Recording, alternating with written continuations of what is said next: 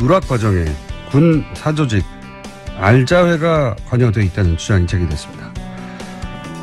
국정기획위 기획분과위원이자 더불어민주당 정책위 수석부의장 홍익표 의원 전화 연결됐습니다. 안녕하세요, 의원님. 예, 안녕하세요. 홍익표입니다. 반갑습니다. 예, 안녕하십니까. 우선 하나회는 워낙 익숙한 네. 명칭이라 많은 분들이 아실 텐데 알자회는 뭡니까? 우선 알자회부터 설명해 주십시오. 이거 좀 시간을 좀 거슬러 올라가야 되는데요. 예. 1992년 김영삼 정부 출범과 동시에 예. 국내 사조직 척결이 있었지 않습니까? 네네. 그때 이제 잘 아시는 것처럼 하나회는 뭐 전두환, 노태우 등등 당시 12.12 쿠데타 세력들을 중심으로 한 그 대표적인 단체였으니까 이게 해체가 됐고 네. 법적 조치가 이루어졌는데 그 밑에 뭐 만나회라는 것도 있었고 당시 알자회도 있었습니다. 그 당시요. 아하. 예, 그 당시 이제 알자회는 그 육사 기수로 오면 연관급 장교 한 중령 정도에서부터 뭐 위관 장교, 대위 뭐 요 정도까지 형성이 돼 있던 사람들이거든요. 예. 그러다 보니까 이게 젊은 장교들이고 아직 중견 간부들이고 하니까 예를 들면 뭐 보직을 좀 다른 곳으로 보내거나 좋은 보직에서 아니면 인사상 약간 불이익을 주는 정도로 해서 그냥 끝낸 거예요. 그리고 그 시기에 워낙 그 국내 사조직에 대한 그 의지가 강하니까 싹 사라졌던 거죠. 숨어 있었던 거죠. 알자회가 뭐의 약자죠? 근데 뭐 하여간 자기들끼리는 뭐 알고 지내자 뭐 이런 것도 있고 뭐 알짜 보직을 나눠 갖는다 해서 뭐 알자회다. 이건 아마 알짜 보직 얘기는 아마 다른 그분들을 좀 상대적으로 소외받은 층에서 붙인 약칭이 아닐까 싶은데요. 하여간 알고 지내자, 뭐 이런 알고 지내자. 만나고 그다. 네. 예.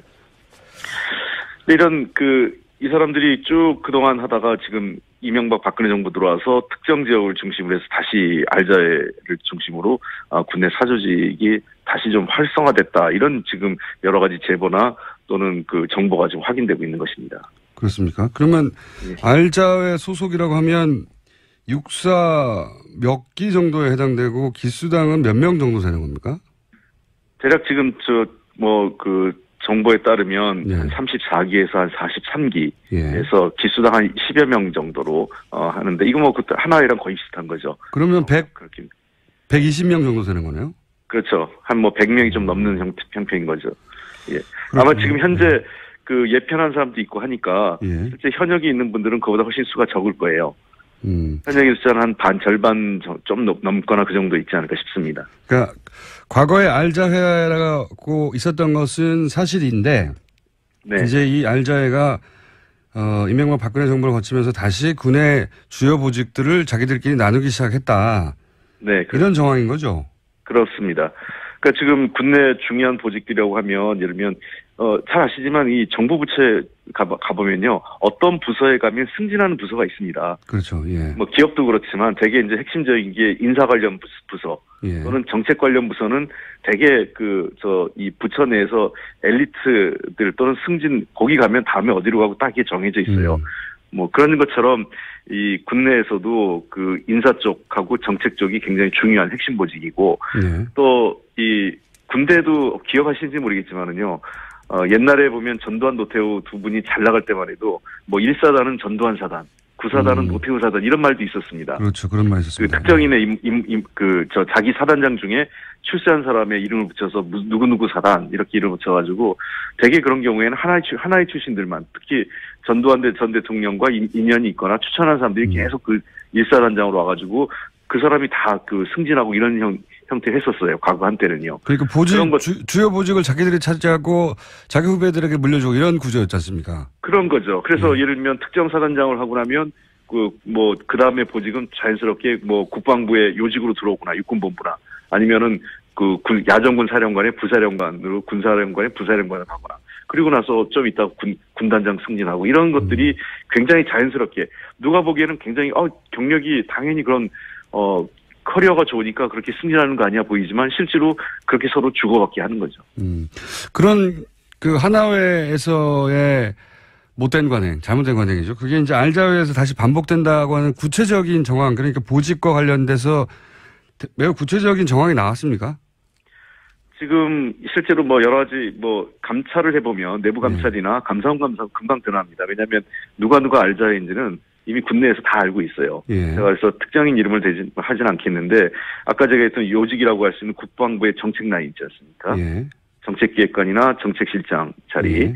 그리고 기무사령부, 기무사, 예, 그다음에 특정 사단장직, 그다음에 한미연합사 등 뭐 특전사령부, 뭐 이 특정사령관과 관련된 직위, 뭐 그리고 이러한 것들이 되게 지금 현재 알자이와 관련돼 있는 그 중요 보직으로 지금 회자되고 있는 것입니다. 그리고 그 주요 보직에 알자이 출신들이 지금 현재 자리를 맡고 있는 건 팩트고.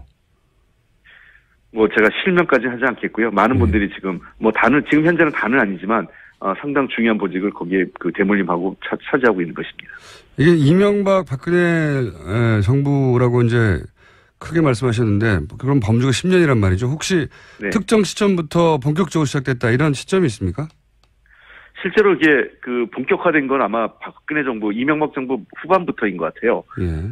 그래서 이분들이 본격적으로 이제 그때부터 그 힘을 모아가면서 특히 지금 이 박근혜 정부에서 그래서 이분들이 문제가 돼서 민정 라인에서도 실체를 확인을 했는데 예. 이게 우병우를 중심으로 해서 묻었다. 이게 이제 지난번 그 청문회 때 우리 박범계 의원이 지적한 사항이지 않습니까? 그렇죠. 예.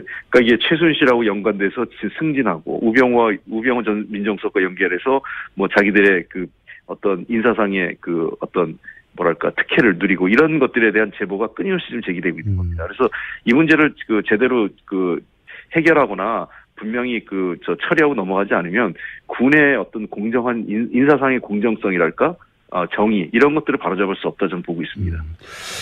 세계일보에서 제가 기억하기로는 그런 관련 보도를 한 걸로 기억하는데 최순실 비서를 활용한 군 인사 개입 관련 의혹 이런 보고를 이게 보고서가 나왔죠. 이게 그 당시 박근혜 민정 라인에서 만든 보고서라는 거 아닙니까? 네네. 그 당시에 그래서 이게 문서 보고 유출 관련돼서 또 찌라시라고 그랬지만 사실상 나중에 만든 문건이라고 확인은 된 거 아니겠습니까? 네네. 근데 그 문건만 봐도 내용이 잘 나옵니다. 누가 어떻게 했고 어떤 일을 했는지는 대략의 윤곽은 이미 그래서 제가 아까 말씀드린 것처럼 당시 민정 라인에서도 실체를 확인을 했다 이렇게 말씀을 드리는 겁니다. 그러니까 실체를 확인했고 당시 보고서를 정확하게 기억은 안 나는데 특정 기무사령관이 부임하면서 이렇게 본격화됐고 이것을 민정 라인에서 파악을 했는데 덮었다 그냥.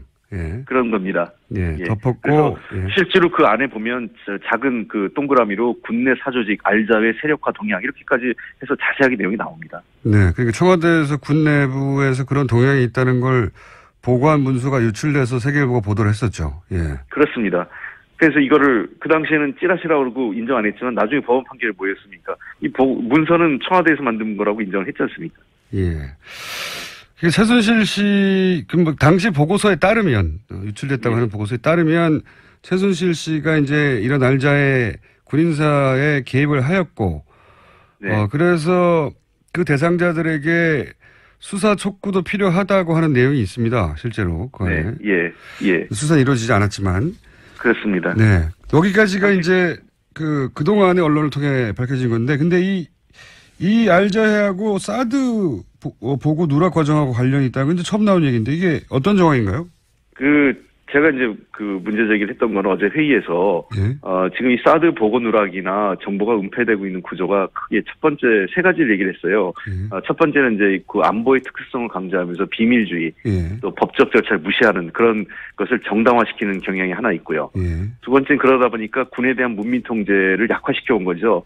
사실은 모든 민주적인 정부에서 군이라는 집단은 고도의 물리력을 가지고 있는 집단이기 때문에 민간에 의한 통제를 강화시켜가 있지 않습니까?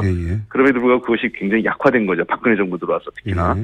그리고 이러한 것들이 가능했던 구조는 이런 핵심적인 라인, 사실 국방부 내에서도 이 사드와 관련돼서 정보를 공유한 그 사람들은 몇 안 됩니다. 아주 특정인들만 그 정보를 공유했고 그게 이제 정책 라인과 또 일부 그 국방부 장관의 비서 라인 쪽으로 해서 핵심들만 지금 장악을 했는데 이 사람들이 통으로 최고 군통수권자에게 보고를 은폐할 정도였다면 그건 뭐겠습니까? 서로의 그 인사상의 서로 간의 인적 관계로 짬짬이 관계가 있기 때문에 이런 은폐나 고의적 은폐 누락이 가능한 것이죠. 그러니까 지금 그 추가 반입이 누락되는 보고서가 작성되는 그 라인에 정책기획관이나 국방정책실장이 있는데 이 분들이 말하자면 알자의 소속이다 이런 이야기인가요? 그렇죠. 그 알자회 또는 그 최근에 독사파라고 또 있어요. 그 독사파도 독사파요? 네. 예. 독사파는 뭡니까? 이 김관진 씨가 사실은 지금 국방부 내에 너무 큰 힘을 갖고 있었던 거죠. 예. 아시다시피 그 김관진 씨는 참여정부 말기에 합참의장을 했지 않습니까? 예. 그러니까 근 10년이 넘게 11, 2년 가까이 군내 가장 실력자로 존재했던 거죠. 예. 이명박 박근혜 정부 지면서 최고 실력자로 자리 잡았지 않습니까? 네네. 그러니까 독일 사관학교를 연수를 갔다 왔는데 그 이후 김관진과 관련된 그 국내 여러 그 실세들이 다들 독일 사관학교 연수를 갔다 온 사람들이 국내 요직을 독점하고 김관진 이맥을 만들어서 이제 소위 독사파다 이런 얘기가 안에서 지금 회자되고 있는데 이러한 사람들 그러니까 제가 문제가 되는 거는 이런 알자이든 독사파든 또 한민구 인맥이든 이런 국내 특정 인맥으로 관련된 사람들이 이 국방 업무를 좌지우지했다는 것 자체가 정상적으로 그러니까 자기들끼리 서로 선후배들끼리 좋은 보직을 물려주고 하다 보니까 앞에 있는 사람의 잘못을 밝히는 게 아니라 덮고 가고 거기에 같이 승선하는 거죠. 그런 구조에. 그렇군요. 그런 라인을 파악하게 됐고 이것이 알자회 자체의 문제를 넘어서서 그러니까 그 군조직이 사조직화 한다는 점을 넘어서서 사드와 관련해서도 청와대에 보고할 때 누락하는데 개입된 정황이 있다 이렇게 보시는 거네요. 이제. 그런 겁니다. 그래서 이 문제는 내부 감찰이나 감사원 감사를 해서 정확하게 이 문제를 실체를 파악하는 게 단순히 사드 문제를 넘어서서 이 군에 대한 전반적인 이 부조리, 불합리한 현상을 좀 근본적으로 제거해야 되는 문제라고 생각합니다. 국내 사조직은 어느 국가에서도 인정하지 않고 있고요. 만약에 이렇게 사조직이 횡행하는 조직은 과거 하나회에 우리 폐해를 본 적이 있었지 않습니까? 그것뿐만 아니라 더 나아가서 정상적으로 전투를 수행할 수 있는 그 집단이 될 수가 없습니다. 예. 이건 뭐 제가 순전히 개인적으로 넘겨짚는 거긴 합니다만 하필 독일이라서 최순실과 무척 관계가 깊은 그것도 갑자기 떠오르긴 합니다. 네. 그건 아닌 것 같은데. 그건 저도 아닌 것 같긴 합니다만 그것도 하필 독일 사관학교인가 미국 육사도 아니고 그런 생각이 엄청 스쳐 지나가긴 하고. 근데 혹시 말씀 듣다 보니까 추미애 대표가 왜 탄핵 정국에서 그 계엄령 얘기도 한번 하셨지 않습니까? 예. 네, 군의 어떤 움직임이 있다라고 일회성으로 경고했지만 굉장히 임팩트가 있었는데 그 이후로 그게 어떤 근거에서 나온 말인지는 전혀 후속으로 이제 해명되거나 한 적이 없는데 혹시 이게 이 알자회와도 관련이 있나요? 제가 또 한 번 넘겨짚는 건데. 그 알자회와 직접적인 연관이 있었던 건 아닌 것 같고요. 단지 저도 그 정보 보고가 국내 동향이 좀 심상치 않다 이런 동향이 있어서 그거에 대한 우려 차원에서 대표님께서 한번 지적을 하셨던 것 같아요. 무슨 특별히 확실한 뚜렷한 정보를 갖고 있는 건 아니었고요. 그런 동향에 대한 여러 이 정치권에는 그런 정보 보고서들이 있지 않습니까? 네. 그때 이제 국내 동향에 대한 우려를 담기 있어서 그 쿠데타가 일어난다라는 것보다 그러한 거에 대한 경각심 차원에서 대표께서 한 말씀 하셨던 것이었죠. 네. 그래서 제가 추미애 대표께 직접 시간을 마련해서 여쭤보기로 하고 그럼 이 문제는 이제 마지막 질문인데요. 오늘은 시간이 안 돼서 여기까지만 하고 다음 기회에는 국정자문위원회 인선검증 TF에 계시니까 청문제도 개선과 이 문제는 다음 기회에 여쭤보기로 하고 네. 그럼 앞으로 어떻게 합니까? 이 알자회는 어떻게 대응합니까? 정부가? 지금 일단은 사드와 관련돼서 지금 포괄적으로 내용을 다 지금 내부 감사를 하겠다는 거 아니겠습니까? 대통령 지시로요. 단순하게 이게 보고 누락을 넘어서서 환경영향 평가서를 우회한, 그러니까 뛰어넘는 과정이라든지, 그러니까 이 정책 결정 과정 전반을 들여다본다면, 그리고 왜 이런 일들이 가능했던 구조를 본다면 자연스럽게 국내 특정 인맥에 의한 사적 인연의 사적 관계 또는 이런 이 사조직 문제도 저는 그 실체가 드러날 거라고 생각을 합니다. 그래서 이번에 이 관련돼서 만약에 이 사조직이 우리가 생각하는 어떤 이 단순한 친목 모임의 그 수준을 넘어서서 국방 업무 자체를 자기들이 좌지우지했구나 인사 문제까지 전횡을 했다는 정황이 드러난다면 이번 기회에 분명히 근본적으로 뿌리를 제거해야죠. 알겠습니다. 오늘 말씀 감사합니다. 네, 고맙습니다. 지금까지 민주당 홍익표 정책위 수석 부의장이었습니다. 불이익을 주는 정도로 해서 그냥 끝낸 거예요. 그리고 그 시기에 워낙 국내 사조직에 대한 의지가 강하니까 싹 사라졌던 거죠. 숨어 있었던 거죠. 알자회가 뭐의 약자죠? 근데? 뭐 하여간 자기들끼리는 뭐 알고 지내자 뭐 이런 것도 있고 뭐 알짜 보직을 나눠 갖는다 해서 뭐 알짜회다. 이건 아마 알짜 보직 얘기는 아마 다른 그분들을 좀 상대적으로 소외받은 층에서 붙인 저 약칭이 아닐까 싶은데요. 하여간 알고 지내자, 뭐 이런 상황에서만 나오겠다. 네. 예. 이런 이 사람들이 쭉 그동안 하다가 지금 이명박 박근혜 정부 들어와서 특정 지역을 중심으로 해서 다시 알자회를 중심으로 군내 사조직이 다시 좀 활성화됐다. 이런 지금 여러 가지 제보나 또는 그 정보가 지금 확인되고 있는 것입니다. 그렇습니까? 그러면 예. 알자회 소속이라고 하면 육사 몇 기 정도에 해당되고 기수당은 몇 명 정도 되는 겁니까? 대략 지금 정보에 따르면 네. 한 34기에서 한 43기에서 예. 기수당 한 10여 명 정도로 하는데 이거 뭐 그때 하나회랑 거의 비슷한 거죠. 그러면 120명 정도 되는 거네요? 그렇죠. 한 뭐 100명이 좀 넘는 형편인 거죠. 예. 아마 지금 현재 예편한 사람도 있고 하니까 예. 실제 현역이 있는 분들은 그보다 훨씬 수가 적을 거예요. 현역의 숫자는 한 절반 좀 넘거나 그 정도 있지 않을까 싶습니다. 그러니까 과거에 알자회라고 있었던 것은 사실인데 네. 이제 이 알자회가 이명박 박근혜 정부를 거치면서 다시 군의 주요 보직들을 자기들끼리 나누기 시작했다. 네, 이런 정황인 거죠. 그렇습니다. 그러니까 지금 군내 중요한 보직들이라고 하면 예를 들면 잘 아시지만 이 정부 부처에 가보면요 어떤 부서에 가면 승진하는 부서가 있습니다. 그렇죠. 예. 뭐 기업도 그렇지만 대개 이제 핵심적인 게 인사 관련 부서 예. 또는 정책 관련 부서는 대개 이 부처 내에서 엘리트들 또는 승진 거기 가면 다음에 어디로 가고 딱 이게 정해져 있어요. 뭐 그런 것처럼 이 군내에서도 인사 쪽하고 정책 쪽이 굉장히 중요한 핵심 보직이고 네. 또 이 군대도 기억하시는지 모르겠지만은요.